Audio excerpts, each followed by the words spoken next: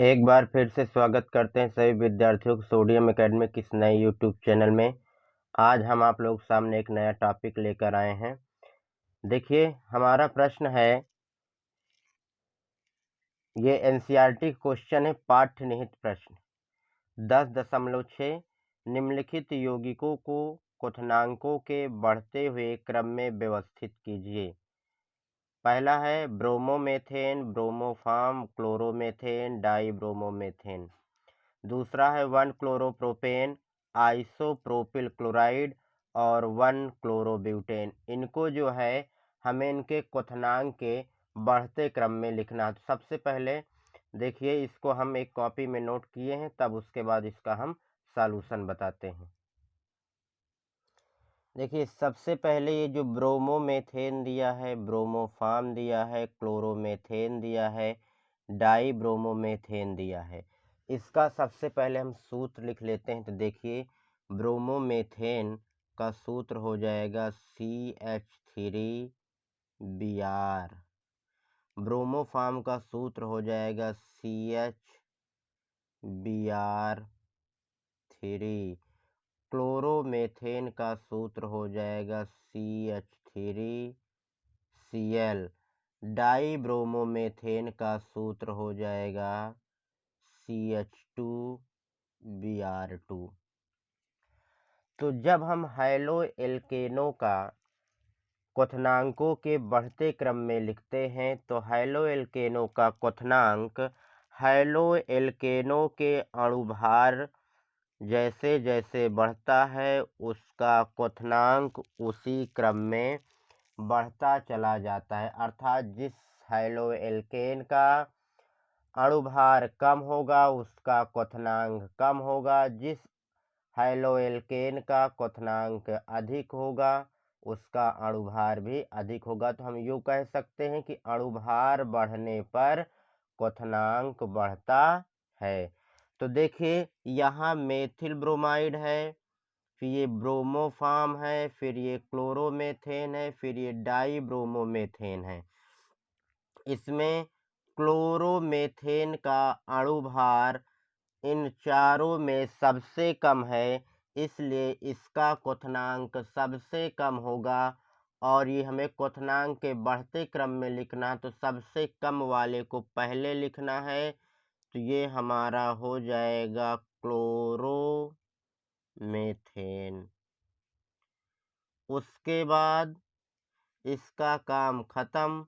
फिर ब्रोमोमेथेन, ब्रोमोफार्म, डाईब्रोमोमेथेन, इन तीनों में जिसमें सबसे कम हाइड्रोजन लगा होगा, उसका क्वथनांक कम होगा।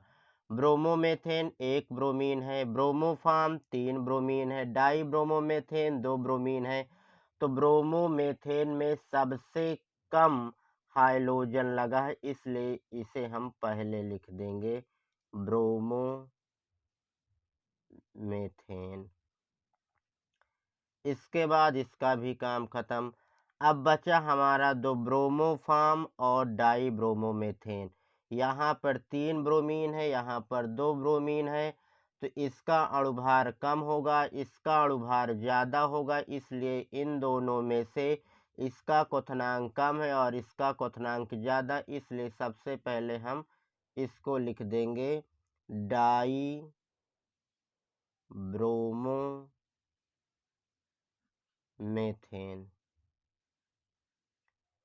उसके बाद एक बचा है हमारा कौन सा, ब्रोमोफार्म, तो हम लास्ट में लिख देंगे ब्रोमोफार्म। ये हमारा क्वथनांकों का बढ़ता हुआ क्रम हो गया। इस तरह से एरो लगा के हम लिख देंगे क्वथनांकों का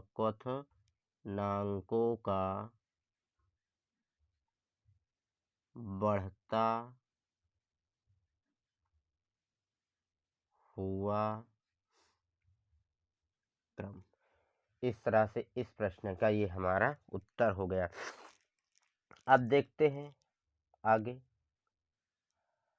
आगे हमारा कह रहा है 1 क्लोरोप्रोपेन, आइसोप्रोपिल क्लोराइड और 1 क्लोरोब्यूटेन। तो सबसे पहले इसका हम सूत्र लिखते हैं। 1 क्लोरोप्रोपेन का सूत्र हो जाएगा CH3 CH2 CH2 Cl, ये 1-क्लोरोप्रोपेन हो गया। आइसोप्रोपिल क्लोराइड, आइसोप्रोपिल क्लोराइड का सूत्र हो जाएगा ये isopropyl chloride.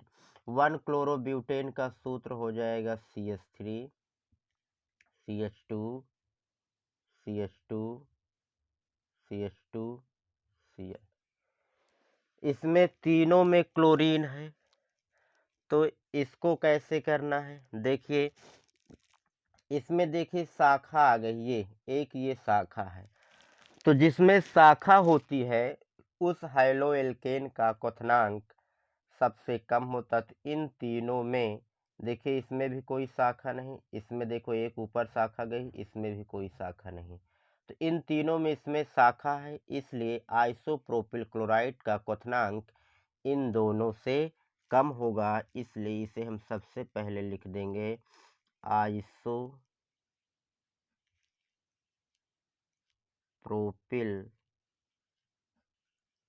Chloride, isopropyl chloride.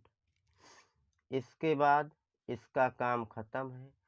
अब ये दोनों में बच रहा है, ये दोनों में कोई शाखा नहीं है।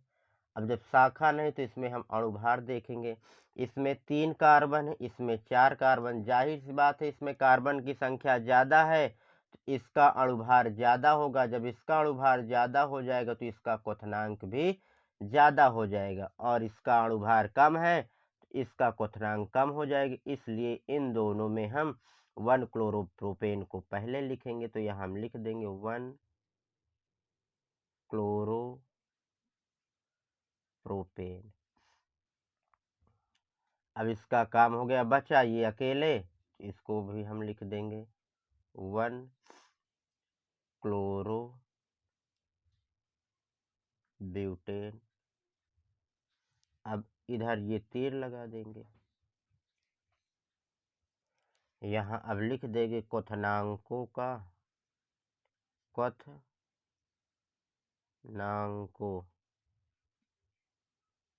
का बढ़ता हुआ क्रम। इस तरह से इन दोनों प्रश्नों का हमारा उत्तर हो गया। हमारा अगला प्रश्न है, निम्नलिखित युगलों में से आप कौन से एल्किल हाइलाइड द्वारा SN2 क्रियाविधि से अधिक तीव्रता से अभिक्रिया करने की अपेक्षा करते हैं? आपके पास ये 2 एल्किल हाइलाइड है, एक है ब्रोमोब्यूटेन और एक है 2-ब्रोमोब्यूटेन। तो हमसे ये पूछ रहा है कि ब्रोमोब्यूटेन SN2 अभिक्रिया तेजी से करेगा कि 2-ब्रोमोब्यूटेन SN2 अभिक्रिया तेजी से करेगा। तो आपको बता दें कि ब्रोमोब्यूटेन प्राथमिक एल्किल हाइलाइड है और 2-ब्रोमोब्यूटेन द्वितीयक एल्किल हाइलाइड है, क्योंकि यहाँ पे जो ब्रोमीन जुड़ा है, ये जो ब्रोमीन जुड़ा है वह द्वितीयक कार्बन से जुड़ा है, यहाँ पर जो ब्रोमीन जुड़ा है वो प्राथमिक कार्बन से जुड़ा है, इसलिए प्राथमिक एल्किल हाइलाइड हो जाएगा और ये हमारा द्वितीयक एल्किल हाइलाइड हो जाएगा। प्राथमिक एल्किल हाइलाइड होने के कारण इसमें कोई त्रिविम बाधा नहीं है, और द्वितीयक एल्किल हाइलाइड होने के कारण इसमें त्रिविम बाधा है, इसलिए प्राथमिक एल्किल हाइलाइड SN2 अभिक्रिया द्वितीयक एल्किल हाइलाइड की अपेक्षा अधिक देता है। तो ये वाला हमारा प्राथमिक एल्किल हाइलाइड है और ये वाला द्वितीयक एल्किल हाइलाइड है, इसलिए इन दोनों में से ब्रोमोब्यूटेन अधिक तीव्रता से अभिक्रिया करेगा। तो यहाँ पर हम लिखेंगे आगे कि CH3 CH2 CH2 CH2 Br CH3 CH2 CH Br CH3 की अपेक्षा अधिक तीव्रता से SN2 अभिक्रिया करेगा, क्योंकि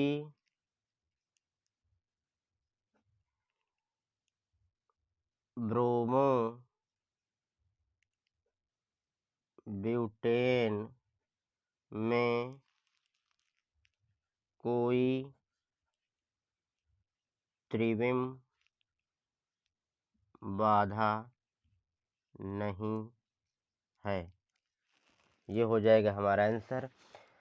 दूसरा है ये हमारा 2 ब्रोमोब्यूटेन और 2 मेथिल 2 ब्रोमोब्यूटेन, ये हमारा है। अब इन दोनों में कौन SN2 अभिक्रिया देगा? देखिए, ये जो ब्रोमीन है ये तृतीयक कार्बन से जुड़ा है, और ब्रोमीन तृतीयक कार्बन से जुड़ा है, इसलिए ये हमारा तृतीयक एल्किल हाइलाइड हो जाएगा। और यहाँ पर ब्रोमीन द्वितीयक कार्बन से जुड़ा है, तो ये हमारा द्वितीयक एल्किल हाइलाइड हो जाएगा। जब ये द्वितीयक एल्किल हाइलाइड हो जाएगा, तो तृतीयक और द्वितीयक एल्किल हाइलाइडों में, तृतीयक और द्वितीयक एल्किल हाइलाइडों में द्वितीयक एल्किल हाइलाइड तृतीयक एल्किल हाइलाइड की अपेक्षा अधिक तीव्रता से SN2 अभिक्रिया देगा। तो जो दूसरे का आंसर हो जाएगा, ये हमारा हो जाएगा CH3 CH2 CH Br CH3 CH3 CH3 CH3 Br की अपेक्षा अधिक तीव्रता से SN2 अभिक्रिया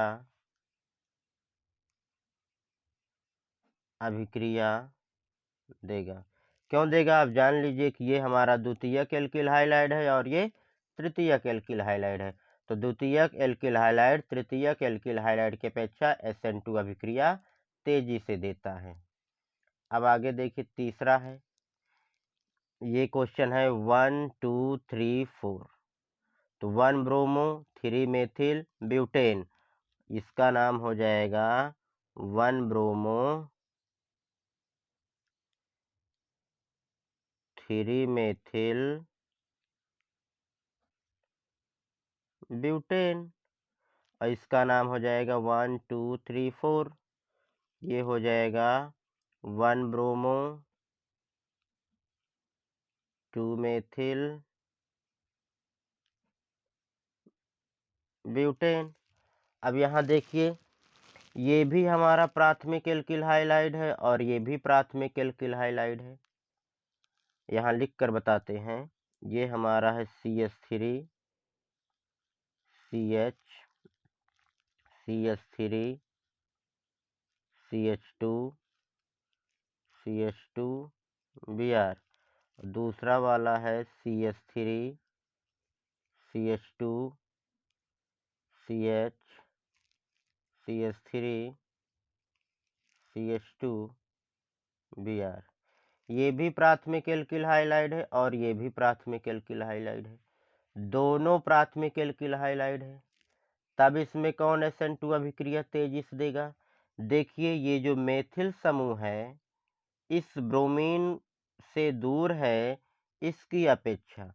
देखो, यहाँ पर दूसरे नंबर पर ही मेथिल है, यहाँ पर तीसरे नंबर पर मेथिल है, तो इसमें जो बाधा ये मेथिल समूह डाल रहा है, इसमें जो बाधा मेथिल समूह डाल रहा है, इसमें इसकी अपेक्षा थोड़ा दूर है। कैसे दूर है? 1 2 3। इसमें बाधा समूह जो मेथिल है तीसरे नंबर पर है, और इसमें जो बाधा समूह मेथिल है वो दूसरे नंबर पर है। तो ये वाला बाधा समूह इस ब्रोमीन की के ज़्यादा नज़दीक है, और इसमें जो मेथिल समूह है इस ब्रोमीन से दूर है, इसलिए इसमें बाधा समूह दूर होने के कारण ये वाला हमारा SN2 अभिक्रिया तेजी से देगा, और इसमें बाधा समूह ब्रोमीन के निकट होने के कारण यह वाला एल्किल हाइलाइड SN2 अभिक्रिया थोड़ा इसकी अपेक्षा कम देगा। तो ये और इसमें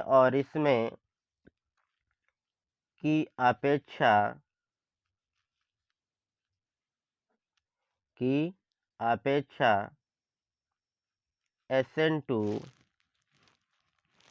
अभिक्रिया तीव्रता से देगा।